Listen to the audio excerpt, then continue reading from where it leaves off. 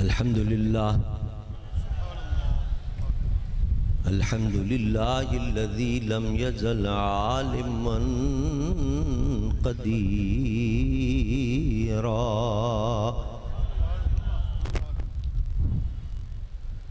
حجا قيوما سميعا بصيرا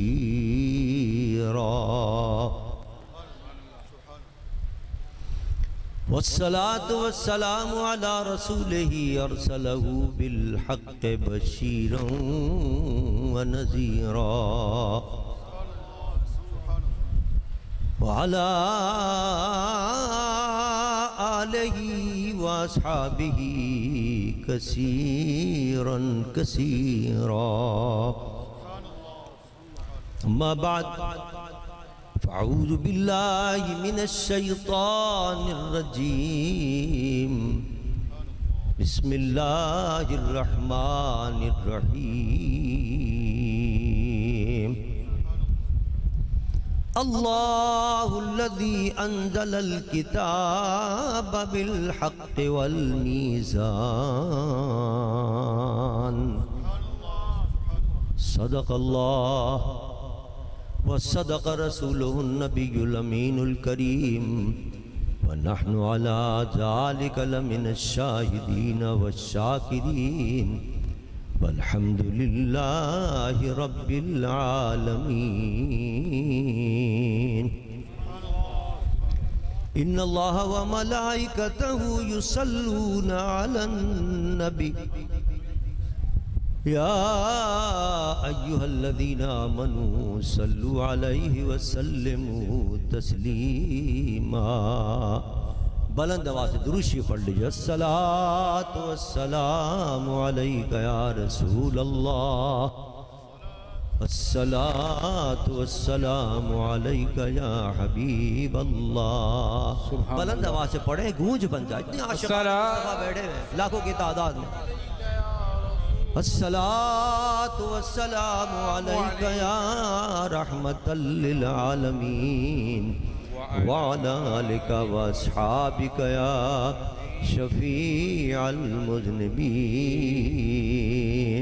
سبحان اللہ حمد و صلاۃ کے بعد مقتدر علماء کرام، میرے واجب الاحترام بزرگوں اور عزیز دوستو،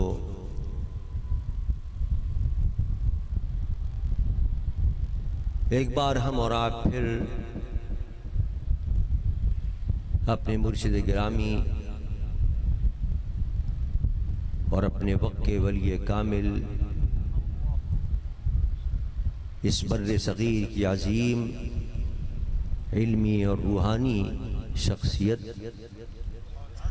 قدوۃ السالکین زبدۃ العارفین حضرت خواجہ شاہ محمد رکن الدین الوری رحمۃ اللہ تعالی علیہ اور ہمارے مرشد گرامی قطب وقت عارف کامل محبوب رب ودود حضرت خواجہ شاہ محمد محمود الوری رحمۃ اللہ تعالی علیہ کے آراس کے سلسلے میں یہاں جمع ہیں اور ان کے ذکر کو سن کر اپنے اپنے دامنوں کو اللہ کی رحمتوں سے مالا مال کر رہے ہیں۔ چونکہ یہ 30 ستمبر کو ہر سال عرس ہوتا ہے تو اسلامی مہینے بدلتے رہتے ہیں۔ ایک دفعہ رمضان میں یہ بھی آیا تھا مہینہ اور عرس، اور آپ کو یاد ہوگا ہم نے رمضان مبارک کے اندر افطاری اور سحری بھی کی تھی اور یہ عرس کی تقریب بھی منعقد ہوئی تھی۔ اس دفعہ یہ 30 ستمبر ایک ایسے مہینے میں آیا ہے جو میرے آقا سرور دو جہاں صلی اللہ علیہ وسلم کی میلاد کا مہینہ ہے۔ سبحان اللہ۔ کئی رحمتیں اور برکتیں اس ہماری محفل میں شامل ہو گئی ہیں۔ حضور کے میلاد کی محفل بھی ہے یہ، اور حضور کے لاڈلے اور پیارے اولیاء کے ذکر کی محفل بھی ہے یہ۔ سبحان اللہ۔ اور جو لوگ دور دراز سے آئے ہیں شرکت کے لیے، کچھ ابھی پہنچے ہیں، کچھ ایسے تھے جو رات سے ہی آ گئے تھے اور لنگر کا اہتمام کر رہے تھے، اس میں لنگر کے لیے اپنی خدمات دے رہے تھے، محنت کر رہے تھے۔ کچھ ایسے ہیں جو 1 مہینے پہلے سے لگے ہوئے ہیں، دارالعلوم کے اندر کچھ کام تھے وہ کرا رہے تھے، کچھ کمرے بنانے تھے وہ بنا رہے تھے، کچھ جناب کمروں کا کام تھا اس کو جلد سے جلد انہوں نے، حالانکہ بعض مستری جو ہیں وہ تو کئی مہینے لگا دیتے ہیں، لیکن ماشاءاللہ ایک مستری صاحب بھی ملے اور ان کے جو ہمارے ساتھی یہاں تعاون کرنے والے ہیں انہوں نے ملا کر چند روز کے اندر ماشاءاللہ بہت سا کام اس سے پہلے مکمل کر لیا الحمدللہ۔ تو یہ جتنے لوگ دینی کام کر رہے ہیں، مدرسے کا کام کر رہے ہیں، آستانے کا کام کر رہے ہیں، عرس شریف کام میں لگے ہوئے ہیں، ان سب پر صاحب عرس کی نگاہ کرم اور ان سب پر میرے آقا سرور دو جہاں صلی اللہ علیہ وسلم کی نگاہ کرم کہ یہ میرے دین کا کام کر رہے ہیں۔ اور اللہ کا وعدہ ہے ان تنصر اللہ ینصرکم، کہ جو میرے دین کی مدد کرے گا میں اس کی مدد کروں گا انشاءاللہ۔ ان کی اس زندگی کے اندر بھی اور برزخ کی زندگی کے اندر بھی اور آخرت کی زندگی کے اندر بھی اللہ اپنا وعدہ پورا کرے گا اور اللہ کی مدد انشاءاللہ ہر زندگی میں شامل حال ہوگی انشاءاللہ۔ تو چونکہ میلاد مصطفیٰ کا مہینہ بھی ہے اور عرس کی تقریب بھی ہے تو اپنے آقا کا ذکر بھی کریں گے اور اولیاء کا ذکر بھی کریں گے۔ میں نے جو آیت مقدسہ تلاوت کی اس میں اللہ اپنے محبوب کی ایک نئی شان بیان فرما رہا ہے۔ فرمایا اللہ الذی انزل الکتاب بالحق والمیزان، اللہ وہ ہے کہ جس نے کتاب کو حق کے ساتھ نازل کیا اور میزان کو بھی نازل فرمایا۔ کتاب کو نازل کیا، اس سے مراد قرآن پاک ہے۔ دین حق سچ دین ہے ہمارا اور حق پیغام ہے، وہ قرآن حق پیغام لے کر آیا ہے، ہم تک دے دیا اور ہم تک پہنچا دیا۔ لیکن اللہ فرماتا ہے اس کتاب کے ساتھ ساتھ میں نے ایک اور چیز بھی اتاری ہے اور وہ ہے ترازو۔ میزان کے معنی ہے ترازو۔ اللہ فرماتا ہے کتاب بھی اتاری اور اس کے ساتھ ترازو بھی۔ بھئی ترازو کون سی اتری ہے؟ کوئی لوہے کی ترازو ہے، کوئی پیتل کی ترازو ہے، کوئی اسٹیل کی ترازو ہے، کس قسم کی ترازو ہے؟ کہاں ہے وہ ترازو؟ علماء فرماتے ہیں المیزان ہوا محمد صلی اللہ علیہ وسلم۔ تمام مفسرین لکھ رہے ہیں کہ اس میزان سے مراد میرے اور آپ کے آقا محمد مصطفیٰ کی ذاتی گرامی مراد ہے۔ اللہ فرما رہا ہے میں نے کتاب بھی نازل کی اور کتاب کے ساتھ ایک میزان یعنی ترازو بھی اتاری ہے۔ وہ ترازو کون ہے؟ علماء فرماتے ہیں ترازو سے مراد میرے اور آپ کے آقا حضور کی ذاتی گرامی مراد ہے۔ اور اللہ حضور کے لیے فرما رہا ہے کہ میں نے اپنے محبوب کو میزان بنا کر اتارا ہے۔ اب سمجھنا یہ ہے کہ اللہ نے اپنے محبوب کو میزان کیوں فرمایا، ترازو کیوں فرمایا؟ یہاں اپنے محبوب کو کئی لقب ہے نا حضور کے۔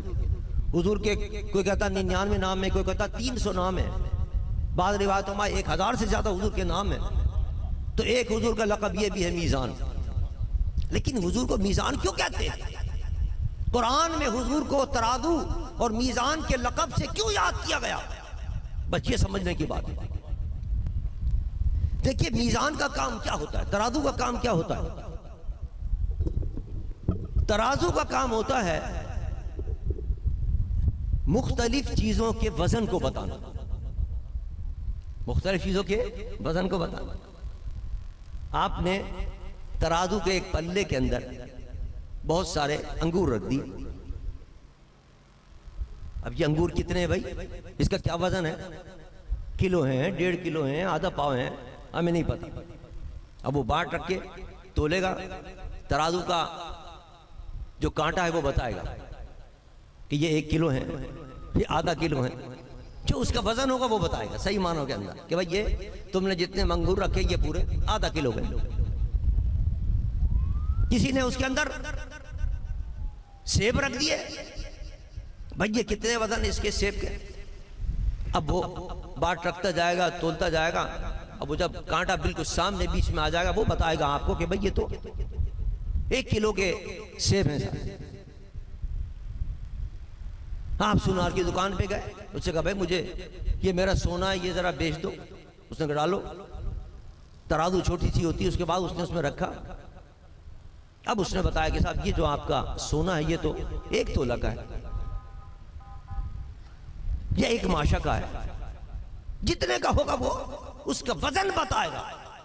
وہ ترازو جو ہے وہ وزن بتاتی ہے کہ یہ چیز کس وزن کی ہے. آیا 1 کلو ہے, 1.5 کلو ہے, پاؤ ہے, 1.5 پاؤ ہے, 1 ماشا ہے, 2 ماشا ہے, 1 تولہ ہے, 1 رتی ہے, ایک وزن کو وہ بتا دیتی ہے بلا تشبیہ و بلا تمثیل. اللہ فرماتا ہے کہ ہم نے اپنے محبوب کو میزان بنا کر بھیجا ہے, ترازو بنا کر بھیجا ہے. تم کسی کو ہلکا سمجھتے ہو لیکن ترازو مصطفیٰ میں دیکھو وہ بھاری نظر آئے گا. تم کسی کو بھاری سمجھتے ہو لیکن ترازو مصطفیٰ میں تول کر تم دیکھو گے تو تمہیں وہ ہلکا نظر آئے گا.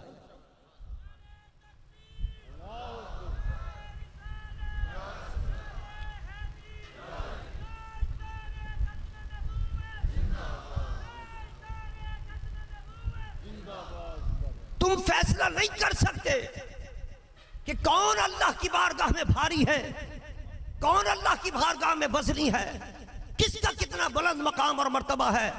تم کسی کو سمجھتے ہو یہ حقیر ہے, اس کا کوئی مرتبہ نہیں ہے, اس کی توہین کرتے ہو, اس کی گستاخی کرتے ہو, لیکن کیا پتا جس کو تم کچھ نہیں سمجھ رہے اللہ کی بارگاہ میں سو کتنا وزن ہے اس کا. اور جس کو تم بہت بڑا سمجھتے ہو تمہیں کیا پتا کہ اللہ کی بارگاہ میں اس کا کوئی مقام نہیں.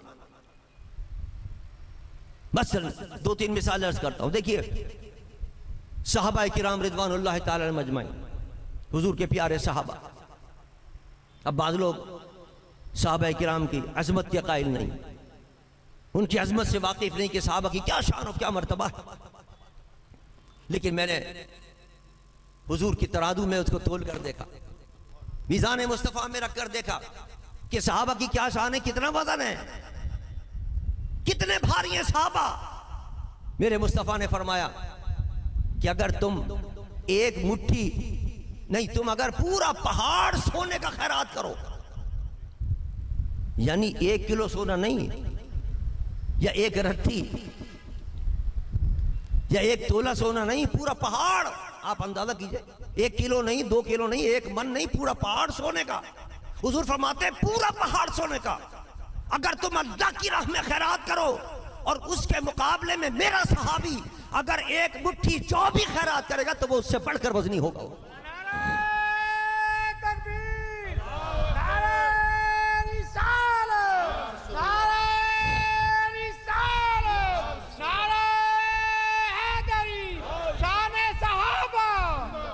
اندازہ کیجئے آپ صحابہ کا کیا مقام ہے کہ ہم سونے کا پہاڑ بھی خیرات کرتے ہیں تو وہ اس کے برابر نہیں جو ایک میرے مصطفیٰ کا ادنا سا صحابی 1 مٹھی جو خیرات کر رہا اللہ کی بارگاہ میں, اس کا بھی وزن ہے. یہ نبی بتانا چاہتے ہیں اپنے صحابہ کے مقام اور مرتبے کو.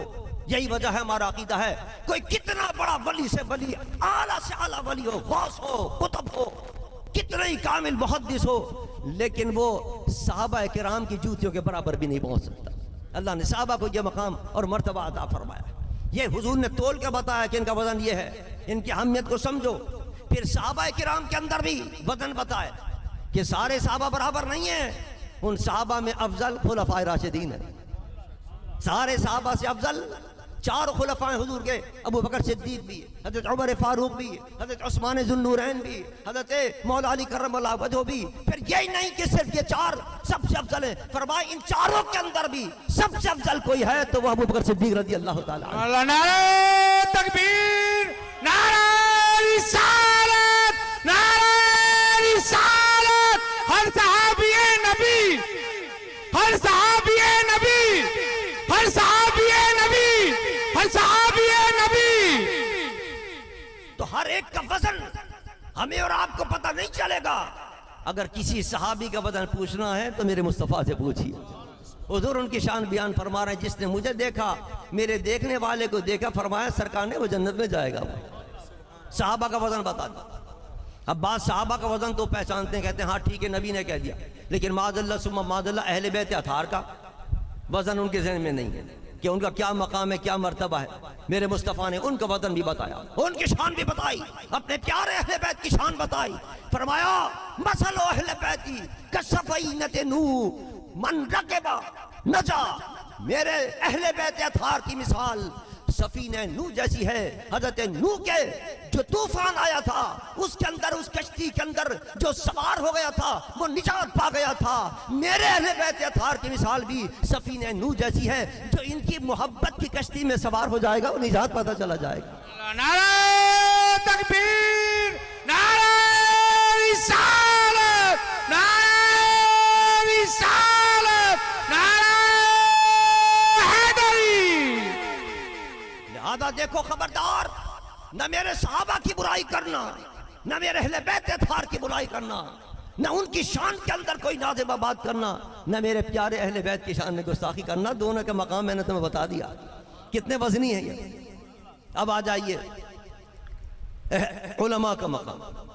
حضور نے بتایا ہماری نظر کے اندر علماء کا کوئی مقام نہیں۔ کتنے بڑے بڑے علماء یہاں سے ماشاءاللہ آج فارغ ہو کے گئے۔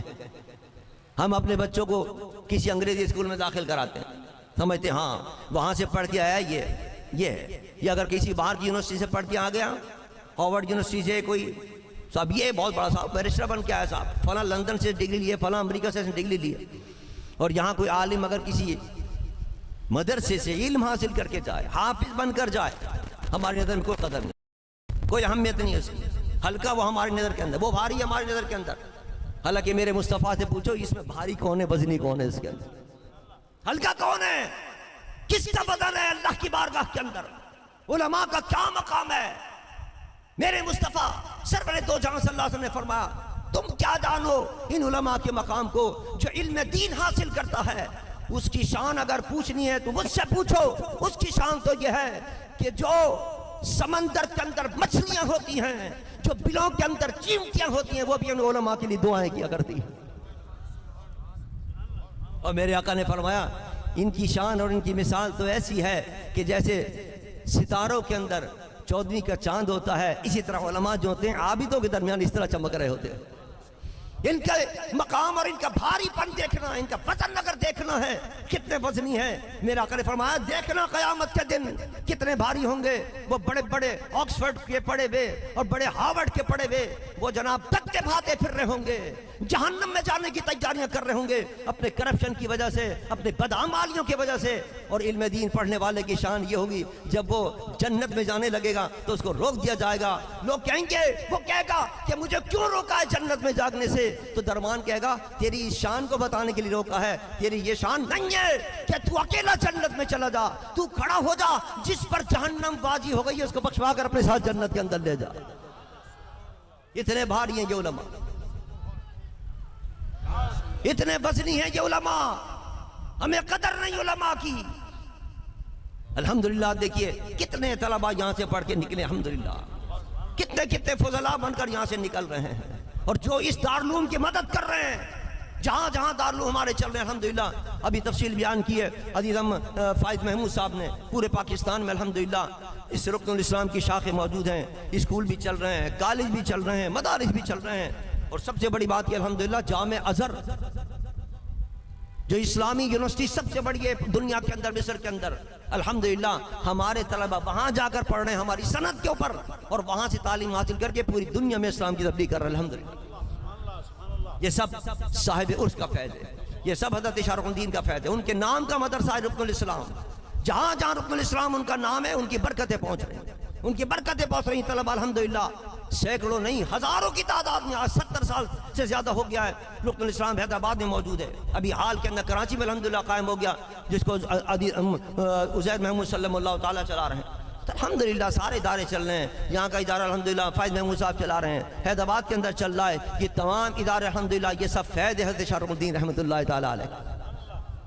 اور جو اس کے ساتھ تعاون کر رہے ہیں، مدد کر رہے ہیں، وہ اپنی آخرت سنوار رہے ہیں۔ جتنے طلبہ یہاں سے پڑھ کے جا رہے ہیں، دین کی تبلیغ کر رہے ہیں، دنیا کے جس کونے میں جا کر تبلیغ ارشاد کر رہے ہیں، تمہیں یہاں بیٹھ کر اس کا ثواب مل رہا۔ مبارکباد کے مستحق ہیں وہ لوگ کہ جو ان علماء کی مدد کرتے ہیں، اور اس علماء کو بنانے والے مدارس کی مدد کر رہے ہیں۔ ان کی بتا دیا کہ یہ کتنے بھاری ہیں اللہ کی بارگاہ کے اندر، ان کا کیا مقام اور مرتبہ ہے۔ اب آ جائیے اولیاء کرام. اولیاء کا کیا مقام ہے, ان کا وزن کیا ہے؟ ہم تو سمجھتے ہیں ان کا کوئی وزن نہیں ہے, کوئی حیثیت نہیں ہے ان کی. لیکن میرے نبی سے پوچھیے اللہ کی بارگاہ میں ان کا کتنا وزن ہے. اللہ کے ولیوں, اللہ کے پیارے مقبول ولیوں کی کیا شان ہے اور کیا مقام ہے. حدیث مبارک کے اندر آتا ہے رب اشعث اغبر مدفوع بالابواب لو اقسم علی اللہ لابرہ. حضور فرماتے ہیں بعض اللہ کے بندے ایسے ہوں گے, اس حال میں ہوں گے کہ ان کی ظاہری حالت کو دیکھ کر اگر کسی دروازے پر وہ چلے جائیں تو لوگ کہیں گے بھائی اس کو نکالو, کون آ گیا. یہ تو ان کی ظاہری شان ہوگی, یہ تو ان کی ظاہری صورت ہوگی. لیکن کتنے بھاری ہیں, دنیا میں ہلکے ہیں, وہ کوئی اہمیت نہیں دے رہا, کوئی حیثیت نہیں دے رہا, کوئی توجہ نہیں دے رہا ان کی طرف, دھکے دے کے نکال دیتے ہیں. لیکن اللہ کی بارگاہ میں کتنے وزنی ہیں. یہ میزان مصطفیٰ سے پوچھو, نبی تول کر ان کا وزن بتا رہے ہیں. پھر ہمارے اللہ کی بارگاہ میں اتنے وزنی ہیں, اتنا اعلیٰ مقام ہے ان کا کہ اگر وہ کسی بات پر قسم کھا بیٹھے تو اللہ ان کے قسم کو پورا کر دیتا ہے.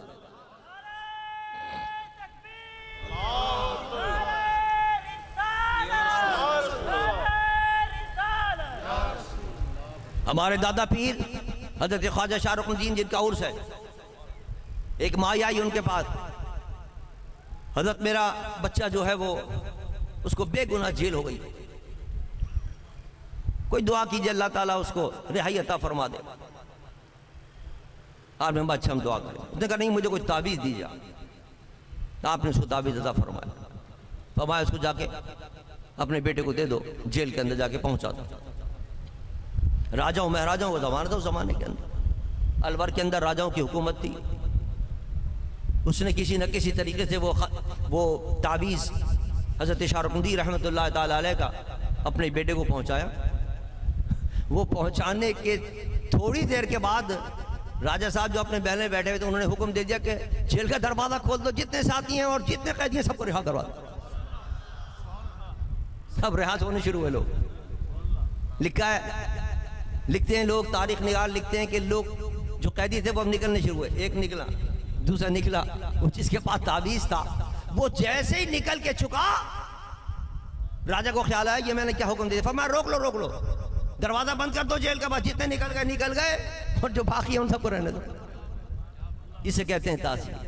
لو اقسم علی اللہ لا بارہ, ان کی زبان سے نکل جائے, ان اللہ کے ولیوں سے قلم سے نکل جائے تو وہ چیز جو انہونی ہوتی اللہ تعالیٰ اس کو بھی پورا کر کے رکھ دیتا. اور ہمارے مرشد حضرت شاہ مفتی محمد محمود الوری رحمۃ اللہ تعالیٰ یہ آپ لوگوں کی خوش نصیبی ہے کہ انہوں نے یہاں وصال فرمایا, اس جگہ پر وصال فرمایا. یہ بڑی متبرک جگہ ہے. یہ دارالعلوم بھی بڑا متبرک ہے جہاں صاحب رحمۃ اللہ علیہ اپنا آخری وقت گزارا ہے. اللہ کی لقاء حاصل ہوئی, اللہ کا وصال. جس جگہ پر اللہ کے ولی کو حاصل ہوتا ہے وہ جگہ بھی متبرک ہو جاتی ہے. صاحب رحمۃ اللہ علیہ یہاں وصال فرمایا, اور یہی وقت تھا کہ ہم لے کے نکلے تھے صاحب کو یہاں سے اور حیدرآباد کے لیے روانہ ہوئے تھے. اور وہاں ہم نے صاحب رحمۃ اللہ علیہ کے مزار پر انوار بنایا تھا اور وہاں آپ کی تدفین ہوئی. لیکن حضرت صاحب کا وصال یہاں ہوا تھا. حضرت صاحب رحمۃ اللہ علیہ شان یہ تھی, ان کا مقام اور مرتبہ دیکھیے, سینکڑوں واقعات. لیکن ان کے لاڈلے اور چہیتے مرید جناب خالد محمود صاحب, نام سنا ہوگا آپ نے, کون نہیں جانتا. نعتوں کی دنیا کے اندر جس کا نام مشہور ہے, خالد محمود صاحب کتنے معروف نعت خواں ہیں. اور یہ سب تمہارا کرم ہے آقا کہ بات اب تک بنی ہوئی ہے, یہ ان کا شعر ہے جو دنیا کے کونے کونے کے اندر ان کی تمام نعتیں اللہ نے قبولیت عام عطا فرمائی. جب لوگ گئے ان سے پوچھنے کے لیے حساب رحمۃ اللہ علیہ کے حال چھپا ہے, ہمارے ماشاءاللہ زبیر صاحب کو اللہ تعالیٰ جزائے خیر دے, انہوں نے تمام چیزوں کو جمع کر کے ایک کتابی شکل کے اندر تذکرہ جانا کے نام سے حساب رحمۃ اللہ علیہ کے حال میں کتاب شائع کر دی. لائیں کیا کتاب؟ ہاں دوبارہ چھپا دی. ہاں ختم ہو گئی تھی ماشاءاللہ, یہ دوسرا ایڈیشن شائع ہو گئی. یہ رکھیں تاکہ پتہ چلے آپ کو کہ ہمارے مرشد کا کیا مقام اور مرتبہ. بڑے بڑے اولیاء کرام نے کیا کیا شانیں بیان کی ہیں صاحب کی, وہ سب تفصیل کے ساتھ دیکھیے. وہاں سے یہ میں واقعہ بیان کر رہا ہوں. خالد محمود صاحب کا انتقال ہو گیا, مشہور نعت خواں, نعت گو شاعر, جس کی نعتیں پوری دنیا کے اندر جگمگا رہی ہیں. وہ کہتا ہے کہ میں حضرت صاحب رحمۃ اللہ علیہ ہمارے مرشد حضرت شاہ مفتی محمود العلوی رحمۃ اللہ علیہ، ان سے بیعت ہو گیا. اور جب حضرت صاحب رحمۃ اللہ علیہ کراچی تشریف لاتے تھے تو مسجد مقدس کے اندر مغرب کے بعد مراقبہ فرماتے اور مراقبے کے بعد پھر نعت سنا کرتے تھے. تو ایک روز میں بھی پہنچ گیا اور میں نے شروع کے اندر ایک نعت لکھی، اور وہ نعت لکھ کر میں سوچ رہا تھا پتہ نہیں کیسی نعت ہے، صحیح بھی ہے نہیں، اس میں کتنی غلطیاں ہیں، کتنی کوتاہیاں اس کے اندر. تو میں نے خود نہیں پڑھی بلکہ اس محفل کے اندر اپنے ساتھی کو کہا کہ تو سنا دے یہ نعت. وہ کہتے ہیں، خالد صاحب کہتے ہیں کہ وہ اس نے نعت پڑھنی شروع کی. جب وہ نعت پڑھ چکا حضرت صاحب رحمۃ اللہ علیہ نے فرمایا بھائی یہ نعت کس نے لکھی ہے، یہ کلام کس کا ہے؟ خالد صاحب کہتے ہیں میں گھبرا گیا. میں نے کہا بس اب شامت آ گئی، یہ تو کوئی بہت بڑی غلطی ہو گئی ہے اس کلام کے اندر، تو بہتر یہ خاموشی رہو. تو میں نے اس کو کہا اپنے ساتھی کو بتانا مت کس کی نعت ہے یہ، حالانکہ میری نعت تھی، لیکن مجھے ڈر تھا کہیں ایسا نہ ہو. حضرت صاحب کہے بھائی یہ کیا لکھا ہے تم نے، یہ اس میں یہ علم کا دریا تھا صاحب رحمۃ اللہ علیہ. اور نعت لکھنا کوئی معمولی بات نہیں، بہت مشکل کام تھا نعت لکھنا. نعت لکھنا تو ایک علماء فرماتے ہیں کہ ایک پلسرات پہ چلنا ہے. حضور کی عظمت سے ذرا سا بھی اگر کوئی کمی ہو جائے تو نیچے چلا جائے گا، تھوڑی سی آگے بڑھ جائے تو خدا سے کہیں نہ ملا دے. یہ تو بڑا مشکل کام ہے نعت لکھنا. پہلے میں گھبرا گیا. میں نے کہا یہ اب دیکھیے اب شامت آئے گی. تو میں نے اپنے ساتھی کو کہہ دیا بھائی بتانا مت کس کا کلام ہے یہ. پھر ہر صاحب نے پوچھا دوبارہ ارے بھائی یہ کس کا کلام ہے، کس نے لکھی ہے یہ نعت؟ وہ چپ بیٹھا رہا، میں بھی چپ بیٹھا رہا. پھر صاحب نے فرمایا اچھا نہیں بتاتے مت بتاؤ، ہم تو داد دینا چاہتے تھے، بڑا اچھا کلام ہے یہ، ہم تو تعریف کرنا چاہتے تھے کہ بہت عمدہ کلام کا ہے. خالد صاحب کہتے ہیں بس میرا دل بلیوں اچھلنے لگا کہ میرے مرشد نے تعریف کر دی، اتنے بڑے عالم نے میری تعریف کر دی. اور اس کے بعد فرمایا کہ ہمارا خالد تو پرواز کرے گا، ہمارا خالد تو پرواز کرے گا. کہتے ہیں کہ خالد صاحب کہتے ہیں کہ میں نہ حافظ، میں نہ قاری، میں نہ عالم، نہ میں نے کوئی آج تک عربی کا کوئی لفظ پڑھا، لیکن اللہ کا فضل ہے اور میرے مرشد کی نگاہ کرم ہے، ان کی زبان سے نکل گیا تھا خالد پرواز کرے گا. آج عالم یہ جو لکھ دیتا ہوں دنیا کے اندر اس کا چرچا ہو جاتا. اللہ نعرہ تکبیر، نعرہ رسالت، نعرہ رسالت، نعرہ حیدری. اور یہ تو نعت ان کی کتنی مقبول ہوئی ہے، آپ حضرات نے کتنی مرتبہ سنی ہوگی. کوئی سلیقہ ہے آرزو کا، سبحان اللہ، بندگی میری بندگی ہے، یہ سب تمہارا کرم ہے آقا، کہ بات اب تک بنی ہوئی ہے، یہ سب تمہارا کرم ہے آقا. اللہ تعالیٰ نے صرف یہ ایک نعت نہیں، خالد صاحب کی پتہ نہیں کتنی نعتیں اللہ نے ان کو بہت مقبولیت عطا فرمائی ہے کہ پوری دنیا کے اندر وہ گونج رہی. حضرت قائد ملت اسلامیہ کے ساتھ میرا جانا ہوا یورپ کے دورے پر، اور میں حیران رہ گیا. جس مسلمان گھر کے گھرانے میں گیا وہاں یہ ٹکٹ لگا ہوا تھا، یہ سب تمہارا کرم ہے آقا، کے بعد اب تک بنی ہوئی. جس پر مرشد کی نگاہ ہو جاتی ہے، جس پر اپنے اللہ کے مقبول ولی کی زبان سے نکل جائے یا ان کے قلم سے کوئی بات نکل جائے، ہمارا خالد تو پرواز کرے گا. آج وہ پرواز کر رہا ہے، آج اس کے نعتیں پوری دنیا کے اندر گونج رہی ہیں. یہ اللہ کے ولیوں کی شان ہے. اس لیے فرمایا اللہ الذی انزل الکتاب بالحق والمیزان، ہم نے اپنے محبوب کو میزان بنا کر بھیجا ہے. یہ جس کو کہتے ہیں یہ وزنی ہے وہ وزنی ہوگا، تم جس کو کہو کہ وزنی ہے وہ وزنی نہیں ہوگا. یہ سمجھا کہ ہم تھک گئے، عوام کو بھی سمجھا رہے ہیں، حکمرانوں کو سمجھا رہے ہیں، عوام کو سمجھاتے ہیں. ارے ان جھوٹے پیروں کے چکر میں مت پھنسو. جو نماز پڑھتے ہیں، نہ روزہ رکھتے ہیں، نہ حج کرتے ہیں، گالیاں بکتے رہتے ہیں، وہ پیر نہیں ہیں، وہ جھوٹے لوگ ہیں، گمراہ کر رہے ہیں، سنت والجماعت کا نام بدنام کر رہے ہیں. لیکن پھر بھی ہمارے سادہ لوگ دوست، ہمارے مریدین ان کے چکر میں پھنس جاتے ہیں. کہتے ہیں 2 بکرے لے آؤ، کہیں کہتے ہیں 10 لاکھ روپے لے آؤ، کہیں کہتے ہیں 10,000 روپے لے آؤ. پیسے جناب وہ اپنے ان کے مفت کے اندر ہیں جو دی جاتے ہیں. ارے بھائی سچے پیروں کے پاس جاؤ. جب اللہ نے تمہیں ایسا آستانہ دیا ہے جس میں اللہ نے ایسا کامل مرشد دیا ہے جو بغیر پیسوں کے تمہیں تعبیر دیتا ہے، تو کیا مصیبت ہے پیسے لٹا کے جاہل پیروں کے پاس اور جعلی پیروں کے پاس جانے؟ جو میرے مصطفیٰ کا اتباع نہیں کرتا ہے، جو دین پر اور شریعت پر نہیں چلتا ہے، وہ پیر نہیں ہے، وہ شیطان ہے. وہ اللہ کی بارگاہ میں وہ ہلکا ہے. اور جو اتباع مصطفیٰ کرتا ہے وہ ہلکا بھی کیوں نہ ہو، اللہ کی بارگاہ میں بھاری ہے. وہ یہی عوام کو سمجھا رہے ہیں اور یہی حکمرانوں کو سمجھا رہے ہیں. کب سے سمجھا رہے ہیں؟ سمجھایا تھا 18 کے الیکشن کے اندر عمران خان صاحب کو جا کر میں نے پورا وفد دے کر گیا تھا. خان صاحب یہ علماء کا وفد ہے، سارے علماء آپ کے پاس آئے ہیں. آج 18 کے الیکشن کے اندر ہم چاہتے ہیں کہ آپ علماء کا تعاون لیں، علماء آپ کی سرپرستی کریں گے، آپ کی حکومت بنے گی. ہم بتائیں گے کہ نظام مصطفیٰ کیسے نافذ ہوتا ہے، ریاست مدینہ کا نظام کیسے نافذ ہوتا ہے. لیکن نہیں سنونی ہماری بات. پھر آپ نے انجام دیکھ لیا. ساری زندگی ریاست مدینہ کا نام لیتے رہے اور ایک کام ریاست مدینہ کا حق میں نہیں کیا انہوں نے. اور آج کہتے ہیں کہ صاحب میں ان کو نجات دلاؤں گا امریکہ کی غلامی سے. میں پھر ملا ان سے جا کر، ابھی چند روز پہلے ان سے ملا. میں نے کہا آپ نے کہا کہ میں ان کو غلامی سے نجات دلاؤں گا، امریکہ کی غلامی سے. 4 سال تک تو آپ امریکہ کی غلامی کرتے رہے. چلیں چھوڑیں ان تمام باتوں کو. اب بتائیے اب علماء آپ کے ساتھ تعاون کرنے کے لیے تیار ہیں.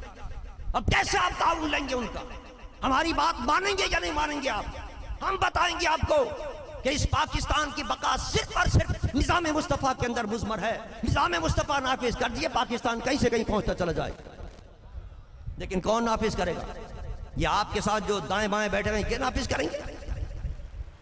یہ تو آپ کو آپ کہا کرتے تھے کہ میں آؤں گا تو میں IMF کے بعد نہیں جاؤں گا، لیکن یہی دائیں بائیں آپ کو لے کے گئے IMF کے پاس. آج بھی ہم آپ کو بتاتے ہیں کہ یہ آپ کو امریکہ کی غلامی سے نہیں نکلنے دیں گے. علماء کی مدد لیجئے، علماء کا تعاون لیجئے. علماء بتائیں گے آپ کو کہ امریکہ کی غلامی سے کس طرح نکلنا ہے، کس طرح ملک کے اندر اسلام کا نظام لے کے آنا ہے. اور پاکستان کی بقا صرف یاد رکھیے اسلام کے نظام میں مضمر ہے. ورنہ یہ تماشا آپ دیکھتے رہیں گے کہ بڑے بڑے ڈاکو لٹیرے ملک کو لوٹنے والے راتوں رات جناب اپنے آپ کو آزاد کروا لیں گے، اپنے آپ کو صاف کروا کے نکل جائیں گے. صاحب قانون بن گیا پاکستان، اب کیا کریں؟ عدلیہ بھی بے بس ہے، کہہ دیا قانون بن گیا پاکستان، اس کو بھی چھوڑو اس کو بھی چھوڑو. ارے بھائی کئی کروڑوں کا دفن کیا، ارے بھائی کئی ارب اس نے تو فراڈ کیا ہے. نہیں بھائی قانون بن گیا، اس کو بھی چھوڑو اس کو بھی چھوڑو. پاکستان کو لوٹ کے کھا گئے ہیں یہ سیاستدان، اور کوئی ان کو پکڑنے والا نہیں ہے، کوئی پوچھنے والا نہیں ہے. اس لیے کہ نظام مصطفیٰ نہیں آیا صحیح معنوں کے اندر. اگر نظام مصطفیٰ صحیح معنوں میں آ جاتا، عمران خان کہتے رہے ریاست مدینہ نہیں لا ریاست مدینہ. اگر آج بھی ریاست مدینہ پاکستان میں آ جائے تو ایک ظالم نہیں بچے گا پاکستان کے اندر، ایک کرپشن کرنے والا پاکستان میں نہیں بچے گا. اور پھر ہمیں نہ IMF کی ضرورت پڑے گی، ہمیں نہ جناب ورلڈ بینک کی ضرورت پڑے گی، ہمیں نہ کسی اور کے پاس بھیک مانگنے کی پڑے گی ضرورت. وزیر اعظم سب کے پاس جا رہے ہیں، کہہ رہے ہیں سوچ رہے ہوں گے میں بھیک مانگنے آیا ہوں، لیکن اب کیا کروں مجبور ہوں، میں سب پیسے جمع کر کے آپ کو دوں گا. شرم نہیں آتی ایسے لوگوں کو جو اسلام کا نام بدنام کر رہے ہیں، پاکستان کا نام بدنام کر رہے ہیں، بھیک مانگتے پھر رہے ہیں. اسلام کا نظام نافذ کرو، کسی کے پاس جانے کی ضرورت نہیں پڑے گی، کسی سے بھیک مانگنے کی ضرورت نہیں پڑے گی. اللہ کی غیب سے مدد آئے گی انشاءاللہ، اور پاکستان کہیں سے کہیں پہنچتا چلا جائے. لیکن یہ سب تھیلی کے چٹے بٹے ایک جیسے. آپ حیران ہوں گے یہ جو خطرناک ترین بل سینٹ نے منظور کیا ہے ٹرانسجینڈر کے نام سے، جس کے اندر مرد کا مرد سے نکاح ہوگا، وہ لواطت کہ جس پر اللہ کا عذاب نازل ہوا تھا قوم لوط کے اوپر. بڑے بڑے گناہ کیے پچھلی قوموں نے، لیکن ایسا عذاب نہیں آیا کسی قوم پر جس طرح قوم لوط پر عذاب آیا ہے. اللہ نے فرشتوں کو حکم دیا اس زمین کو اٹھاؤ اور جتنے یہ لوطی ہیں ان سب کو اوپر لے جا کر زمین پہ مار دو سب کو. اور ان سب کو زمین پہ مارا. پھر فرمایا یہ بھی نہیں تو اس کے اوپر پھر بارش برساؤ، پتھروں کی بارش کرو ان کے اوپر جنہوں نے یہ کام کیا. اور آج پاکستان کے اندر اس کی باقاعدہ قانونی اجازت دی جا رہی ہے. یہ ٹرانسجینڈر کا قانون اس کے لیے لایا جا رہا ہے، شرم نہیں آتی. اور آپ حیران ہوں گے یہ جتنے سیاسی لوگ بیٹھے ہوئے ہیں، جتنی سیاسی جماعتیں سب اس کے اندر شامل ہیں. جب سینٹ کے اندر یہ منظور ہوا تمام جماعتیں موجود تھیں، مذہبی موجود تھیں اور سیاسی بھی موجود تھیں، اور ایک دوسرے پر الزام لگانے والے بھی موجود تھے، اور کسی نے کوئی اس کے خلاف جناب ووٹ نہیں دیا اور بال اتفاق وہ منظور کر دیا. یہ سب گنہگار ہیں سب کے ساتھ. اس کا مطلب ہوا سب آپس میں ملے ہوئے سارے کے سارے. اس لیے ہم کہتے ہیں عمران خان صاحب سے لوگوں کو بے وقوف مت بناؤ. اگر صحیح معنوں میں نظام مصطفیٰ چاہتے ہو تو علماء کو لے کر آؤ. علماء بتائیں گے کون کون سے تم نے قوانین اب تک اسلام کے خلاف نافذ کیے, اور حکومت میں آنے کے بعد ان سب قوانین کو ختم کرو, اسلام کا نظام نافذ کرو, انشاءاللہ پاکستان کہیں سے کہیں پہنچتا چلا جائے. اللہ کا وعدہ ہے ان تنصروا اللہ ینصرکم, کہ تم میرے دین کی مدد کرو میں تمہاری مدد کروں گا. یہ نہیں مدد کریں گے ورلڈ بینک والے, آئی ایم ایف والے, تمہیں تباہ کرنے کے لیے ان کا ایجنڈا ہے پاکستان کو تباہ کرو اور ان کی ایٹمی احساسوں پر قبضہ کرو.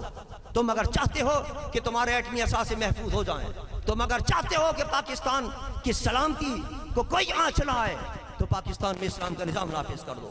انشاءاللہ پاکستان محفوظ رہے گا اور پاکستان ترقی کرے گا. یہ جتنی مہنگائی ہوئی ہے, کیسے کیسے مصیبت ہو گئی ہے. آج جو سفید پوش لوگ ہیں ان کو لیے کھانا مشکل ہو گیا ہے. غریب کا تو بہت دور کا حال ہے اور کوئی پوچھنے والا نہیں ہے. ظلم پہ ظلم کی جا رہے ہیں, ظلم پہ ظلم کیے جا رہے ہیں. یہ سے اللہ کا عذاب ہے. اور آپ اندازہ کیجئے کہ اس سیلاب کے اندر کس طرح اللہ کا عذاب ہے. آپ تو اس علاقے کے اندر الحمدللہ محفوظ رہے ہیں. ہم سے پوچھئے کہ دادو کے علاقے کے اندر, نواب شاہ کے علاقے کے اندر کئی 100 دیہات بہ گئے, کئی 100 دیہات بہ گئے. آپ بتائیے ایک دیہات کے اندر کتنے لوگ ہوں گے, کتنے جان ہوگی, مال اموال ہوں گے, ان کے گائے بھینسے ہوں گے, ان کے گھروں کے سامان ہوں گے, سب بہ گئے سارے کے سارے. آدمی نہیں, مکان نہیں, کئی ہزار دیہات بہ گئے. یہ اللہ کا عذاب نہیں ہے؟ اور پھر بھی نہیں ڈر رہے ہمارے عمرہ, پھر بھی اسی راہ پہ چل رہے ہیں.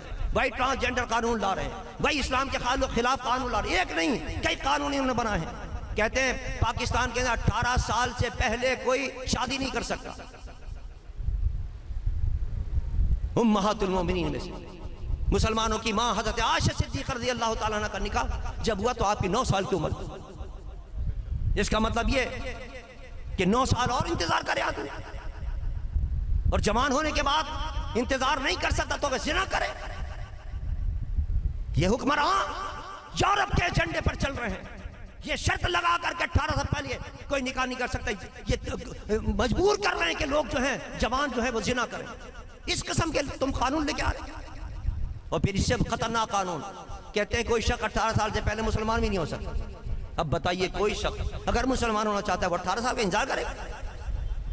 آپ حیران ہوں گے. ہندوستان جو ہندوؤں کا ملک ہے وہاں بھی یہ قانون نہیں ہے جس طرح یہ انگریز کے ایجنٹ کے بیٹھے ہیں پاکستان کے اندر, اور اس قسم کے قانون نافذ کر رہے ہیں اسلام کے خلاف اور دین کے خلاف. اللہ کی مار پڑ رہی ہے ان کے اوپر. اتنے بڑے بڑے عذاب آ رہے ہیں سیلاب کی شکل میں, پھر بھی ان کو ہوش نہیں آ رہا. اللہ ان سے نجات دلائے ان ظالم حکمرانوں سے, اور صحیح حکمران پاکستان میں عطا کرے جو اسلام سے محبت رکھنے والے ہوں, جو صحیح اسلام کا نعرہ لگانے والے ہوں, جو اسلام کا درد رکھنے والے ہوں, اور صحیح معنوں میں اسلام کا نظام لے کر آئیں. انشاءاللہ امریکی غلامی سے بھی نجات ملے گی, اور سارے جہاں جہاں جا رہے ہیں ورلڈ بینک ہو یا آئی ایم ایف ہو, ان سب کی غلامی سے نجات ملے گی. غلامی مصطفیٰ میں آ جاؤ, انشاءاللہ دین و دنیا میں بیڑا پار ہو جائے گا. اللہ ہمیں اور آپ کو سب کو اپنے محبوب کا سچا غلام بنائے, اپنے محبوب کے طریقے پر چلنے کی توفیق عطا فرمائے. انشاءاللہ رات کی محفل ہوگی, اس کے اندر بڑے بڑے اولیاء کرام, بڑے بڑے علماء, بڑے بڑے مشائخ, بڑی بڑی اہم شخصیات